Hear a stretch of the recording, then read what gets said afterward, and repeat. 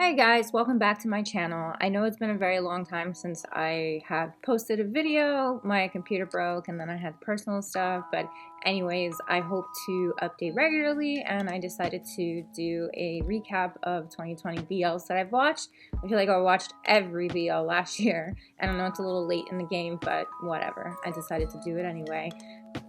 Starting off with I Told Sunset About You. It was hands down one of my favorite dramas from last year. I'm gonna hype it up a little bit. It was hands down so beautiful, story-wise, character-wise, cinematography-wise, acting-wise. It kind of made you realize that Thailand can produce such good dramas, but they give you so much quantity over quality, and this was an example of just quality, like straight through A+. It wasn't anything new. So the story is about two friends that had a falling out when they were younger and now they're competing to get into the same acting program, and them coming back together and becoming friends again, and this beautiful friendship turned into a crush, and of course you have one of them that's more open and one has to like come to terms with his sexuality, which is nothing new, but just the way the story was told was just so beautiful. And it didn't take place in Bangkok, it took place in Phuket, I believe. Do not quote me on that, but just the scenery was so beautiful. And again, I cannot express it enough in terms of I'm so disappointed last year in half of the BLs that I watched from Thailand, just because they weren't good. It was the same thing over and over again, and I'll discuss that in my bad video / forgettable. But again, hands down, this was great. And I've never seen these two actors before. I never watched them in their previous drama. I think it's called My Ambulance. So this was completely fresh for me. And I know this one is a little harder to watch because you do have to pay for it.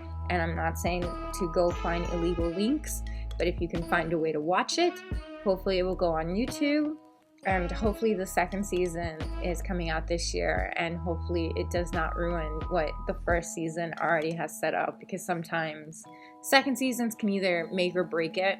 But yes, again, the storyline and everything about this drama I thought was so good, and they didn't have to rely on tropes. They didn't have to rely on the ex-girlfriend or the stupid jealousy and all this stuff. Yeah, anyways, I'm rambling. It's such a good drama. Watch it, find it somehow. You'll love it. The next one that I'm going to talk about is Like in the Movies, and it's up there with I Told Sunset About You. It's so beautiful. This one is slightly different in the sense the production value is not that great. It's from the Philippines. They don't have that many BLs like Thailand does, but I think they're up and coming. But the production and the storylines can be a little questionable. Anyways, this one is about two college guys that end up living together, which is a big trope, but it works in this one. And one of them studies film and the other one studies architect, but he wants to study film, and there's a reason why. I won't spoil the entire thing for you. It is on YouTube. I highly recommend it. You can watch it in a day. There's only 6 episodes, and hopefully there's a second season, but I feel like if it doesn't, it's okay, because the story itself is so contained and it's so great. I wouldn't want to drag it out. It touches upon family and sexuality and being open and not wanting to be open and so many things. But when I say the story makes you want to cry at different points, it's amazing. These two actors are pretty new to the game. They don't have a lot of credits to them, but they did such a great job. And the scene where the main guy is dancing in his apartment and you could just see like the weight coming off his shoulders. It's just so beautiful. I think the ending can be a little decisive in terms of everybody wants a happy ending. I think it's a happy ending. I think it's a realistic happy ending. But I know if it's not clear cut, if the couple ends up together, some people don't really define it as a happy ending. I think in my book, it's a very happy ending. It's, like I said, it's a realistic happy ending.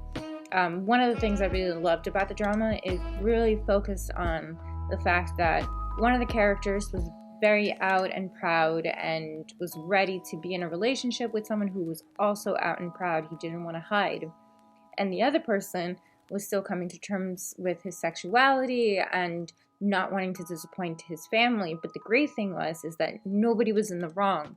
It's okay for you to want to be out and proud in your relationship, but it's also okay for you to still have your journey and come to terms with that and hopefully reach a part where you're going to be okay to be out and proud. And I think this drama really highlighted that. So the point is, it's an amazing drama. Value-wise, production-wise, probably not the best, but I think they did an amazing job in telling this story, and it was a very character-driven storyline, which I really liked. It's on YouTube. It's 8 episodes. You can watch it in a day. They're a half hour, and you won't regret it. If you're a fan of BLs, you won't regret it. I'm going to cheat with my next one. I'm giving you a double. It's Together and Still Together. Now, I know this can be a little controversial. I know it's very decisive in the sense of people either love it or they don't like it. There's no in between.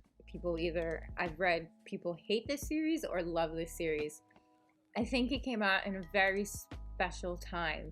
It came out last year in February, at the end of February, and in March, I was quarantined. We were home and we were working from home, and I think the lightness and the cuteness and the unproblematicness, if that's even a word, of this show kind of made me feel a little less stress when the world was basically going to hell in a basket, is what I'm gonna say. The story itself is nothing new. It's about 2 people that are faking a relationship that end up falling in love with each other. One of them was already in love with said person. But I think the story was so light and last year was so stressful that it like I said, I just think it helped a lot. And I'm going to be that person. Find the book. It's on Amazon or Meb. It's so much better than the actual the story that you saw. They changed some things to make it a little more dramatic, but also I think it helped being in Tyne's head. Like, you're following Tyne's character, so you see him start to like Sarawat more than I think the show portrayed, honestly. And if you just want a little more extraness of Sarawat and Tyne, read the book. It's definitely worth it. But if you don't want to, both Together and Still Together are on YouTube. Did I have a few problems with it? I will say, I think production-wise and character-wise, it was great. Did I love the high five? No. I laughed out loud. But do I think they made up for it in Still Together? Yeah, sure, we'll say that. I also loved the end credit scene of Still Together when they're on the beach, just the 2 of them. The music that was playing, there was just something so calming. Like, I would actually watch the credits, and I never watch credits, but I would end up watching the credits of Still Together. And I thought Still Together was great in the sense of it did show you a little more progression of their relationship. They had been together for a year now. But yeah, I do think it came out in a very interesting time. Would I say the same thing now? I'm going to say yes. I think it's a very unproblematic, nice, sweet story, and sometimes you need that. You don't always need the hot and heavy. So go watch it and stop judging. The high five. The last one I want to talk about is Your Name Engraved Herein. I was debating if I wanted to put this one on. It's a Taiwanese film that's on Netflix, if you're in the US anyway. I was debating because I'm very tired of the sad gay ending narrative, and there is a period in between each of those words.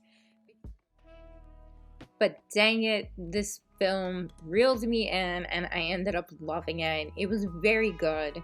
The story takes place in 1987. It's about 2 guys that end up falling in love, obviously. And it does fast forward to the present, but again, it's about one being a little more willing to be open, the other one doesn't want to be as open.